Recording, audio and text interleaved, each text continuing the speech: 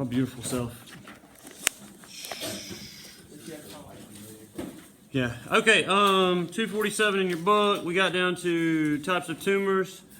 You got the tumor, abnormal growth. So remember, when cells start growing and dividing out of control, they will continue to grow and grow and grow and grow, and eventually form a tumor. Then there's two types. Benign. Read that for us, Lauren. It is encapsulated like a tennis ball. This kind is non-existent. If you're not ready, you can get cured by the Yeah, so a lot of people, you'll hear different terms used. Some people will say this is non-cancerous. I guess it depends on how they want to look at it. It is produced by cells dividing out of control. Benign meaning that it has its own little sac, its membrane that it's encased in. I would assume it's blood vessels and stuff that are going to it are probably limited in nature, and it's not really invading surrounding tissues.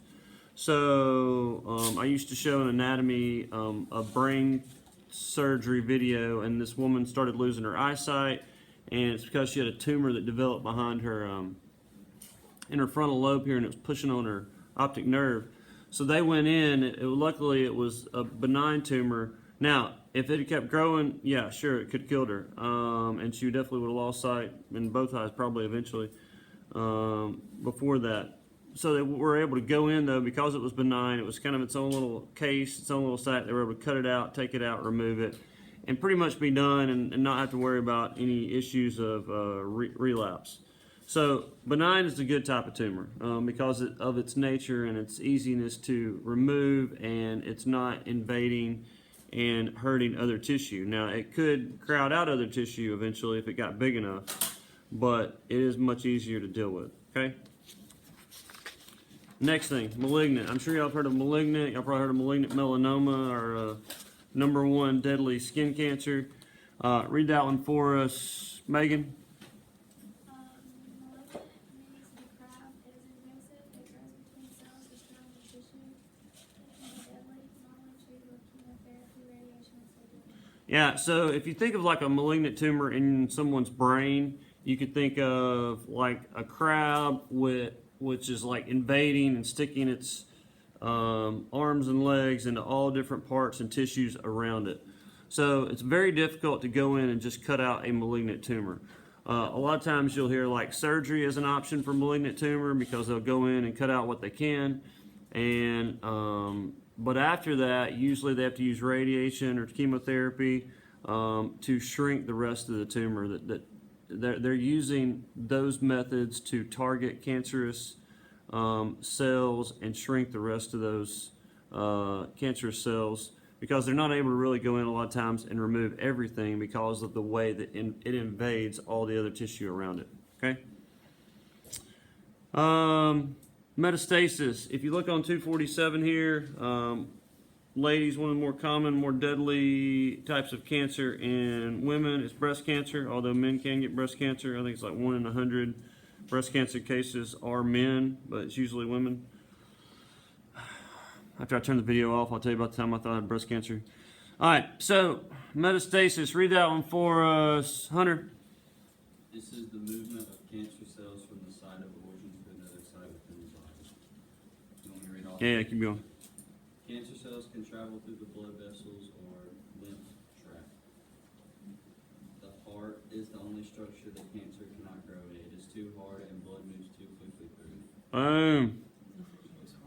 But you can attack it. All right, so anyway, metastasis. This is where cancer, and this is one of the more problematic issues with cancer, is if it starts in one location and cancer cells get dislodged and they move through either the blood or the lymph vessels to another location, like your brain, then you got problems, because then basically it's spreading all over your body. And so this is an issue, like if you've had cancer for a while in one area and it's broken loose and it's went somewhere else. And this happens a lot with, I can't remember, skin cancer, breast cancer, and then there's another one that cause most of the brain cancers that result, because they will dislodge, they're moving through the bloodstream, and then they'll go and they'll get lodged in the brain and start growing there. And so you can have skin cells growing in your brain and kill you. So I've got a good video. I don't know if when we get a chance to watch it, but it's just kind of a short video and talks about how easy that is to happen especially if you're not looking out, getting stuff treated regularly. So like, ladies, when you get older, you'll have to go get a mammogram every so often, especially depending upon family history. Some of you people with fair skin, and although it's not limited to fair skin, if you've got a history of skin cancer, you'll probably go get checked out every so often by the dermatologist, maybe have like precancerous cells removed. So that's just in an effort to keep, if cancer does show up, keep it from spreading and becoming, usually I would say probably deadly once it starts invading other organs throughout the body. All right, two main genes that are affected to cause cancer in humans, RAS and the P53. So these are going to come into play. We'll talk more about them when we get to cell communication. So if you haven't already got your cell communication notes, you need to get those. There's 3 of them. We'll work on those the next few days. The RAS gene, 30% of all cancers are a result of a gene mutation in the RAS gene. Read that for us, Jackson. RAS gene. 30% of all cancers are a result of this gene mutation. The G protein mutated, these are involved in normal cell-to-cell communication. A faulty signal transduction pathway is driven. The cell cannot shut down the signal and grow into nucleus, so it reproduces very quickly and constantly. Yeah, so there are signals, when we get into cell signaling, you're going to learn there's signals that say like, hey, you need to divide, we need more cells for growth and repair and all the stuff we talked about. But if you shut down the signaling pathway that says, hey, stop dividing, then you're just going to keep dividing, and then that can result in cancerous cells. The other gene that can be altered is the P53 gene, also referred to the guardian angel gene. 50% of all cancers are a result of this mutation. Now, there's a lot of other genes. Obviously, we've left out 20%, but these are the big 2. Turn to page 3. Actually, let's on 247 real quick. We're getting there. On 247, well, it's supposed to watch over you, but if there's a mutation, then that's a problem. On 247, you can see here in like breast tissue, if a tumor starts, because there's a lot of blood flow, that any of those cells that break off, if they break off, get in the blood vessels or lymphatic tissue, they can spread very easily throughout the body and make it much more difficult to treat cancer once it goes in those lodges and other places. All right, turn to 384.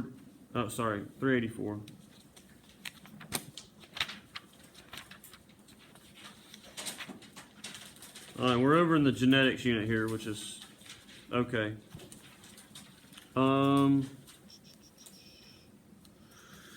Really on 384, if you have time, we don't have time today, they talk about the RAS gene there at the bottom of 384, and then they get into P53. They call it 53 based on its molecular weight. That's how they came up with that.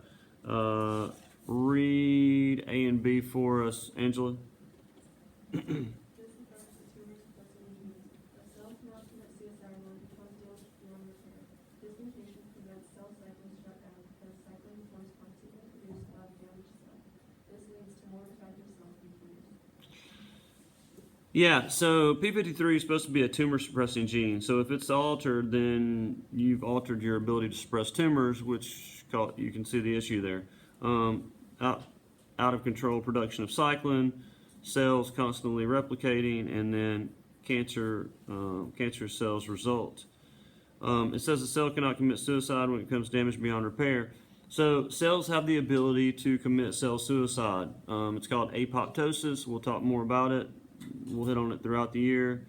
But anyway, once you lose that ability, then those cells they're kind of rogue cells, and they're on their own, and they're splitting and dividing and really kind of out of control. So most of the time, I would say cells are very altruistic in nature, meaning they're working together for the good of your body, and if they have to take one for the team, they'll take one for the team. Like I said, if some of these genes get damaged, then the cells can keep dividing and cause problems. Like I said, if you have time on 384, probably not a bad idea to read through there. And it talks about the mechanisms on 385. We might actually come back and hit this when we get to cell signaling, because those won't make any sense until we've went over cell signaling. Okay. All right. Next thing: cancer's accumulation of mutations over a lifetime. There are two components or two things that could cause cancer. What are they? Two main things: environment and genetics. Okay. So we talked about a couple of those genetic problems that could cause that. So environment or your genetics, and maybe a combination of both. Sometimes it's more genetic, sometimes it's more lifestyle or environmental things you're exposed to. But as those accumulate and you get older and older, you're probably more and more likely to develop some type of cancer as you get older, because those mutations, just think about all the cells in your body, more likely to have one or two or three here and there that are mutating and causing problems.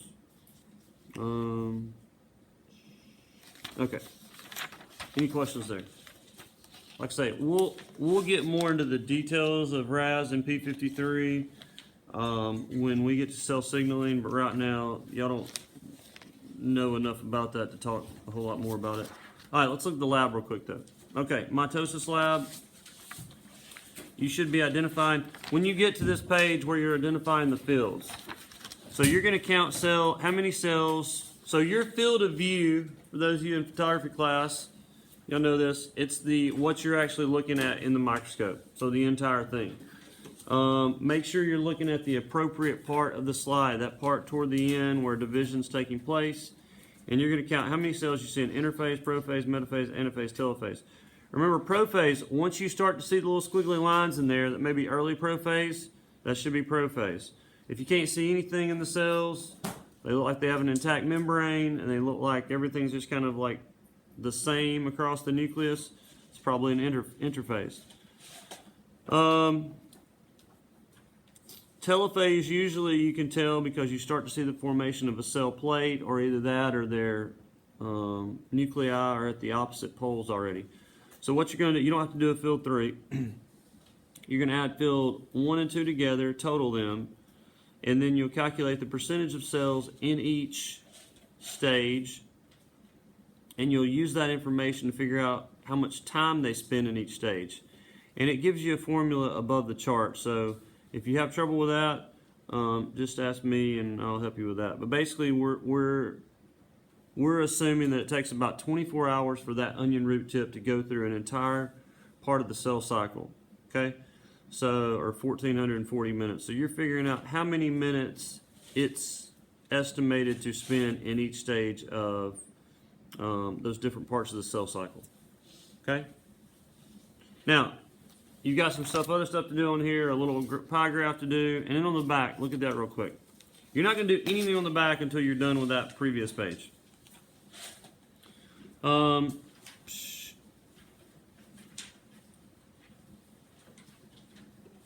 You can fill in your group's data on observed if you want to, but you do not need to do the expected amount. We're going to have to get that from class data. So I'm hoping by the end of the day today, we're going to be able to collect that class data and get those averages, and then you guys can do the chi-square stuff by on your own, and then we'll talk about that, because it won't take long to do the O minus E squared over E. Okay, so y'all got about 20 minutes. Work diligently. Get those numbers. I'm gonna make a blank table on the board for you to come write up your data on there, how many cells you had in each stage, and then that way we can figure up the class data and answer the rest of the stuff. All right, go.